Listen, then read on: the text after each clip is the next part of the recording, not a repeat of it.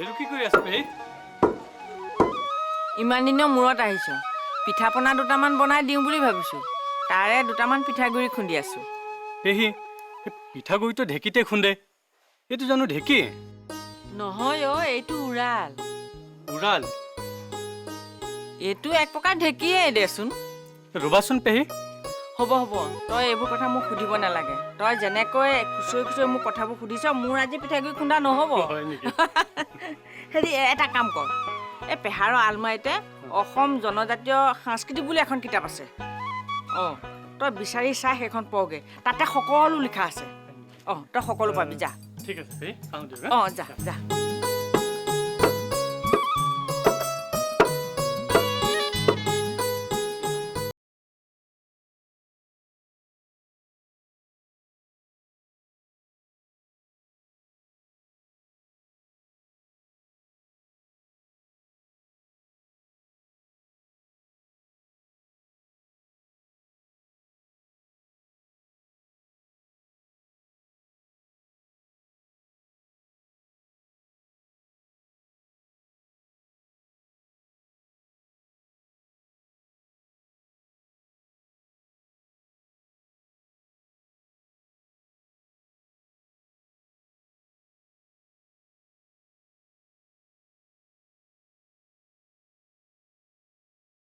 অসমীয়া তিৰোতাই পিঠাগুড়ি, ধান, চাউল আদি খুন্দে।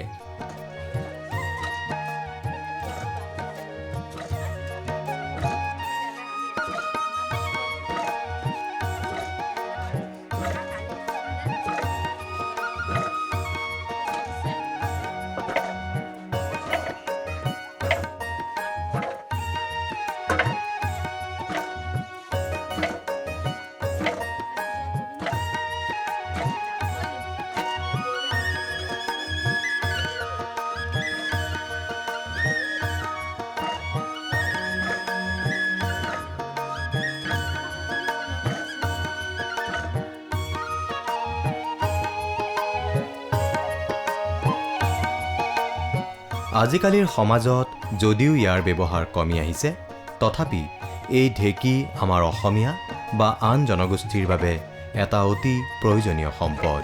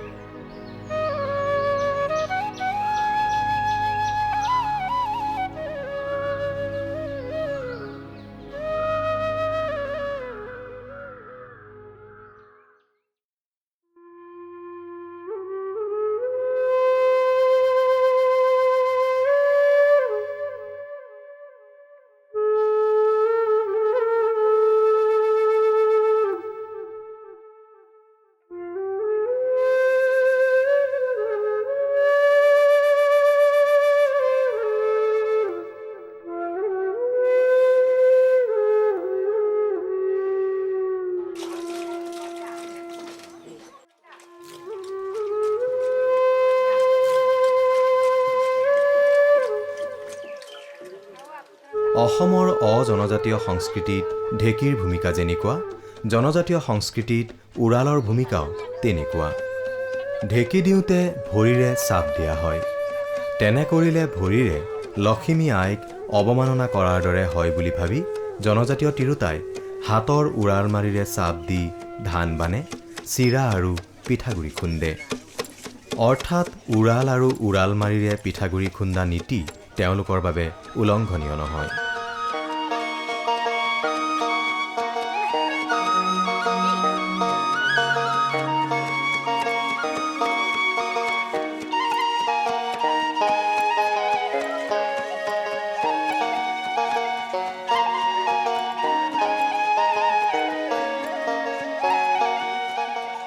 উৰালত চাপ দিওঁতে সাধাৰণতে ভৈয়ামৰ জনজাতীয়সকলে এখন হাতেৰে উৰাল মাৰিডাল লৈ বিপৰীত ফালৰ ভৰিখন অলপ আগবঢ়াই লৈ সুচল পায়।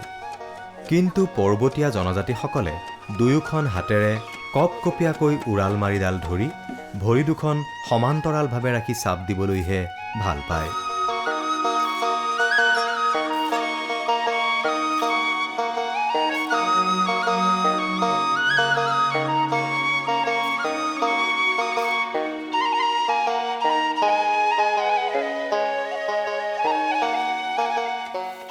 বড়ো, মিচিং, দেউৰী আদি লোকে মাঘ বিহুৰ উৰুকাৰ আগে আগে আখলত ধান ভাজি তাতে চিৰা খুন্দি নিজেও খায় আৰু আনকো খুৱায়।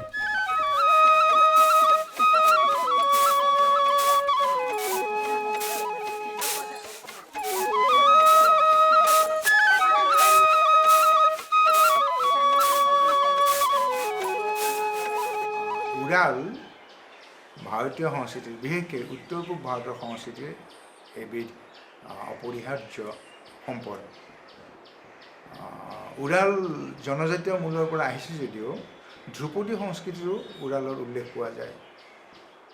বিশেষকৈ এই ভাগৱতৰ কাহিনী, শ্ৰীকৃষ্ণই শৈশৱত যমলাৰ্জুন যেতিয়া গছজোপা ভাঙিলে, কৃষ্ণক যশোদাই উৰালত বান্ধি থৈছিলে আৰু সেই উৰালটোৱে টানি আনি কৃষ্ণই অৰ্জুন গছজোপা ভাঙিছিলে।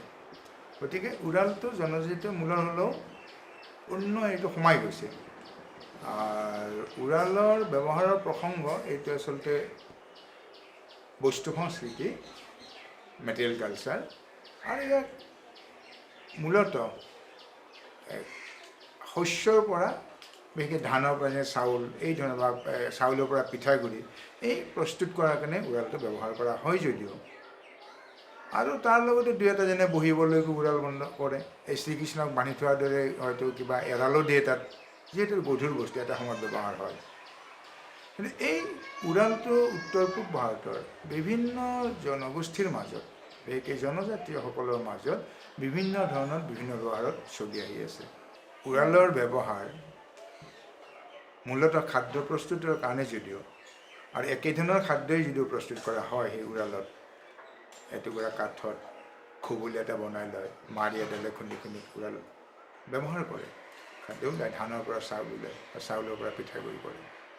একেধৰণৰ খাদ্য প্ৰস্তুত একেই পদ্ধতিৰেই কৰে যদিও স্থানভেদে, আৰু বিশেষকৈ যিসকল লোকে ব্যৱহাৰ কৰে তেওঁলোকৰ সেই ঠাইখিনিৰ ভৌগোলিক অৱস্থান ভেদে উৰালৰ আকাৰৰো পৰিৱৰ্তন সলনি হোৱা দেখা পোৱা যায়। যেনে অৰুণাচলৰ যিবিলাক পাহাৰীয়া অঞ্চলত আছে, সেই পাহাৰীয়া অঞ্চলৰ উৰালবোৰ এটুকুৰা দীঘল কাঠত তাত খুবুলিটো সজা হয়, আৰু কোনো কোনো উৰালৰ, মিচিংসকলৰ মাজতো আছে, দুটাকৈ খুবুলি থাকে।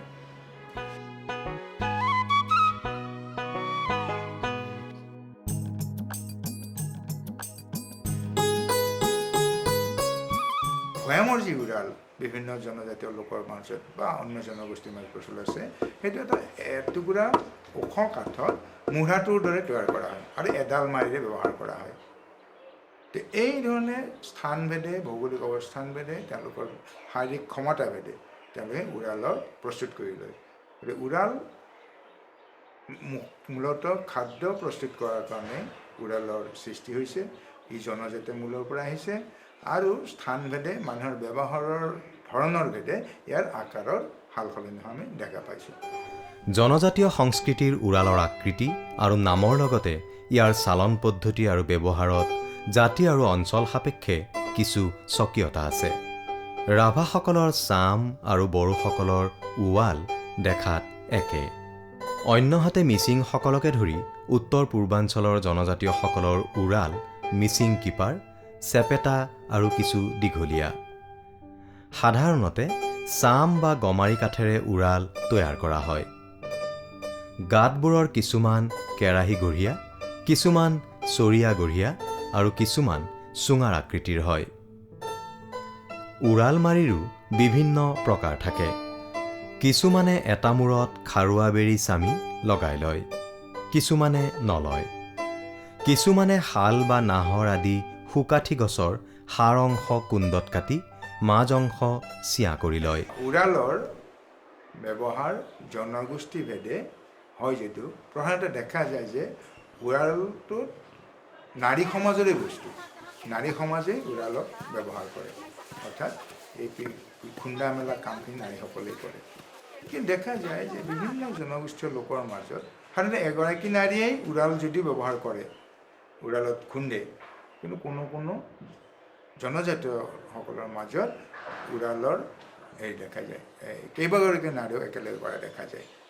বিশেষকৈ বড়োসকলৰ মাজত উৰালটো 4-5গৰাকী নাৰী একেলগে তেওঁলোকে এখন হাতেৰে সেইটো খুন্দে, এটা ছন্দময় গতিত সেইটো খুন্দে। এজনে খুন্দিছে, তাত কৈছে, তাৰপিছত আনজনীৰ হেৰিত আছে, তাত কেতিয়াও তেওঁলোকৰ মানে তাত মানে খগা খুন্দা নহয়, এটা ছন্দময় গতিত ৰিদমিক এটা হেৰিত ৰাখি পেলাই, তাল এটা ৰাখি পেলাই তেওঁলোকে খুন্দে, আৰু তাত কষ্ট বেছি হয়।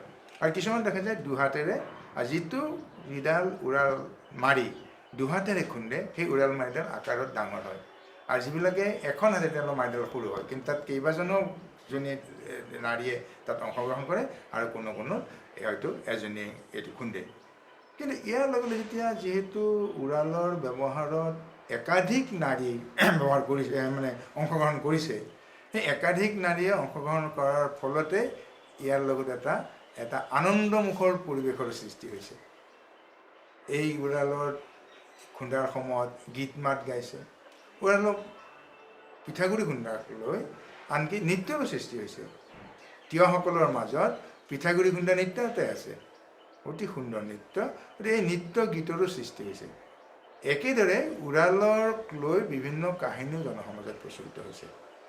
ৰাভাসকলৰ মাজত উৰালক লৈ ভূত প্ৰেত বিশ্বাস আৰু উৰালৰ শক্তিৰ লগত এটা এনে সাধু, বিশেষকৈ ৰাজেন ৰাভাৰ যি ৰাভা সাধুকথাৰ সংগ্ৰহ, তাত উৰালত এগৰাকী তিৰোতা মানুহৰ গিৰিয়েক ঢুকাইছিলে, গিৰিয়েক ৰাতি আহে, গতিকে এজন বেজৰ যোগেদি জানিলে যে তাত কঁঠালৰ আঠা লগাই থ'লে, আৰু উৰালত আহি বহেতো, মানে উৰাল বহাৰ কাৰণেও মূৰাৰ দৰে ব্যৱহাৰ কৰে, উৰালত বহে, গতিকে কঁঠালৰ আঠা লগাই থ'লে সেইটো লাগি থাকিলে, ৰৈ থাকিলে, এনেধৰণৰ বিভিন্ন বিশ্বাস আহিছে। ৰাভাসকলৰ মাজত আৰু এটা ভৌতিক কাহিনী উৰালক কেন্দ্ৰ কৰি গঢ়ি উঠিছে।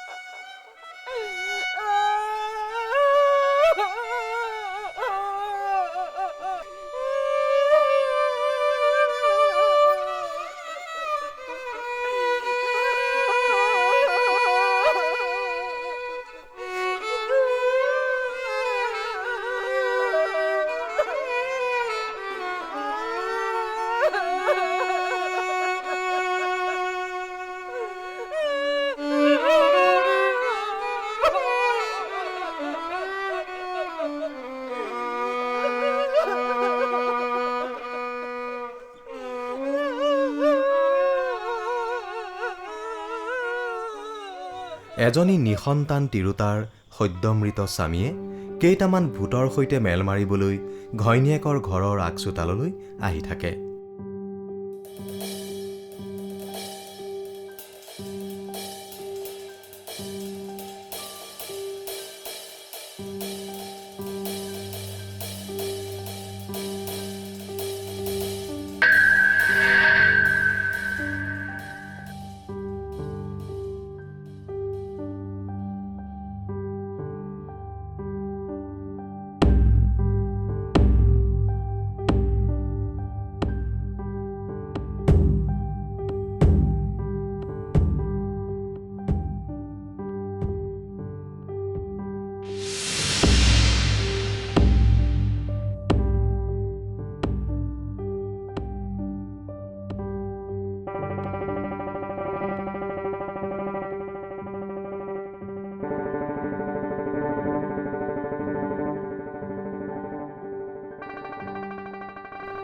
এজন বেজৰ পৰামৰ্শক্ৰমে বিধৱাগৰাকীয়ে উৰালটো উভতাই তাৰ তলিত কঁঠালৰ আঠা সানি বহিব পৰাকৈ পাতি থলে।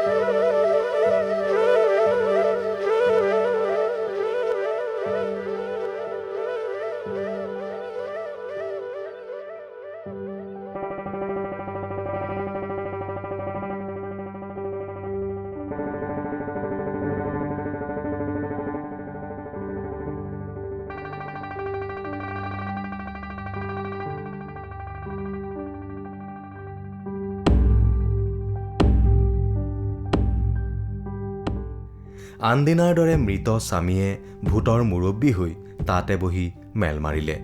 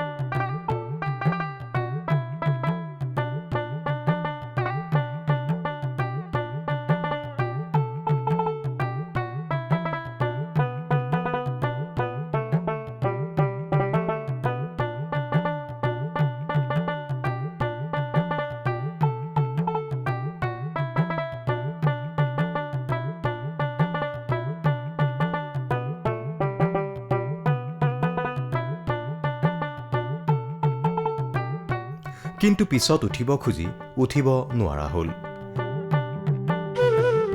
বাকীবোৰ ভূতে পলাই পত্ৰং দিলে। বেচেৰা মুৰব্বী ভূতে ভয়তে চাম ৰিগং চামৰে আঙা ৰিবং পাগজ বুলি আতাহ পাৰি তপিনাত লাগি ধৰা উৰালৰ সৈতে কথমপি পলাওঁতে উৰালত মাংস এটুকুৰা ছিগি ৰ'ল।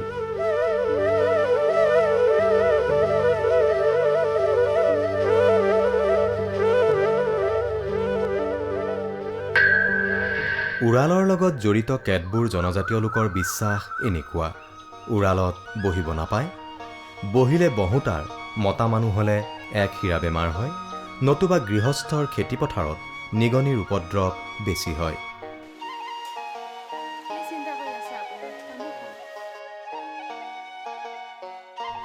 উৰালত আউজি প্ৰসৱ কৰিলে প্ৰসূতিগৰাকীৰ সুপ্ৰসৱ হয়।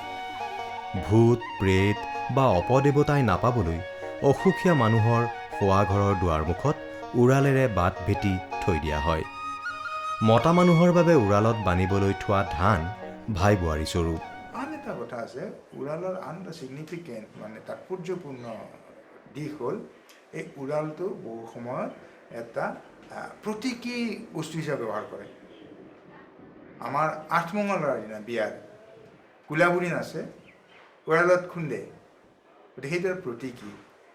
নতুন বিবাহিত দম্পতী সেই ছোৱালীজনীক তেওঁৰ ভৱিষ্যত জীৱনৰ যি এটা প্ৰজননৰ কাৰণে যি ক্ৰিয়া হ'ব, সেই ক্ৰিয়াটোৰ এটা শিক্ষা দিবৰ কাৰণে তাৰ প্ৰতি কেনেকুৱা অভ্যস্ত হ'বৰ কাৰণে উৰালটো ব্যৱহাৰ কৰে। কোলাবুৰী নাচে যেতিয়া উৰাল ব্যৱহাৰ কৰে, সেই উৰালটো প্ৰতীকী ভাৱত ব্যৱহাৰ কৰা হয়। এনেদৰে জনসমাজৰ প্ৰতিটো অংগতে প্ৰতিটো দিশতে উৰাল সম্পৃক্ত হৈ আছে। ৰাভাসকলৰ যিকোনো পূজাৰ বাবে প্ৰসাদ বা পিঠাগুৰি সংগ্ৰহ কৰা হয় এক বিশেষ শুদ্ধ আচাৰেৰে। মতা মানুহে তিতা কাপোৰ পিন্ধি ধান বানি চাউল উলিয়াই তাৰে পিঠাগুৰি খুন্দি ইষ্ট দেৱতালৈ অৰ্পণ কৰে।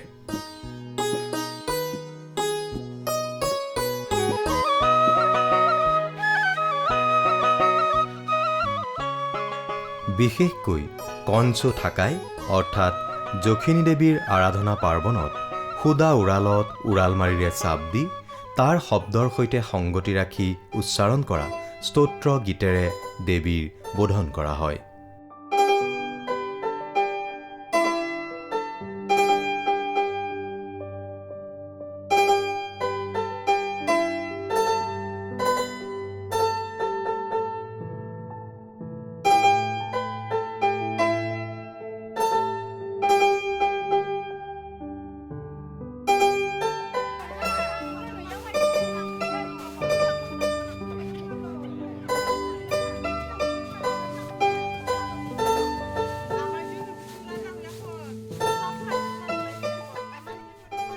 উৰালৰ ব্যৱহাৰ যে কেৱল জনজাতীয়সকলৰ মাজতহে আছিল এনে নহয়।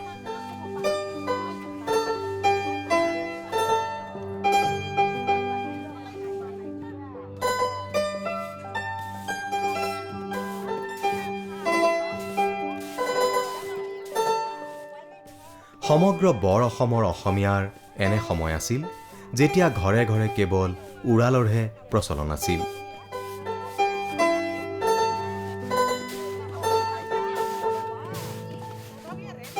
শেষত যেনিবা কম আয়াসতে হাতত জোলা নবন্ধাকৈ ভৰিৰে ঢেঁকী দিব পৰাৰ সুবিধালৈ লক্ষ্য কৰি পশ্চিম প্ৰান্তৰ পৰা অহা ঢেঁকীকে অসমীয়াই বৰঘৰত ঠাই উলিয়াই দিলে।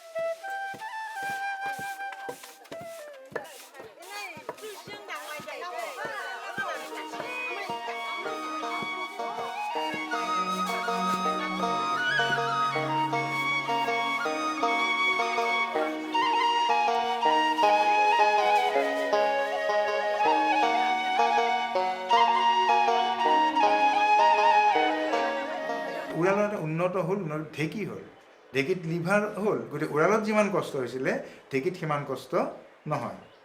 সেইকাৰণে ঢেঁকী আহিলে, ঢেঁকীৰ পৰা এতিয়া মিল আহিলে, গতিকে মানুহে এতিয়া মিলত ধান বাঢ়ে, গতিকে উৰালত ব্যৱহাৰ কমি আহিছে। এনে ক্ষেত্ৰত আমি উৰালটো যিহেতু আমাৰ লোক সংস্কৃতিৰ এটা আপুৰুগীয়া সম্পদ, এই উৰালটো কিভাৱে ৰাখিম? মানুহটো ধান নুখুন্দে, চাউল নুখুন্দে, তথাপি এটা লোক সংস্কৃতিৰ সম্পদ হিচাপে আমি উৰালক ৰাখিবলৈ চেষ্টা কৰিব লাগিব।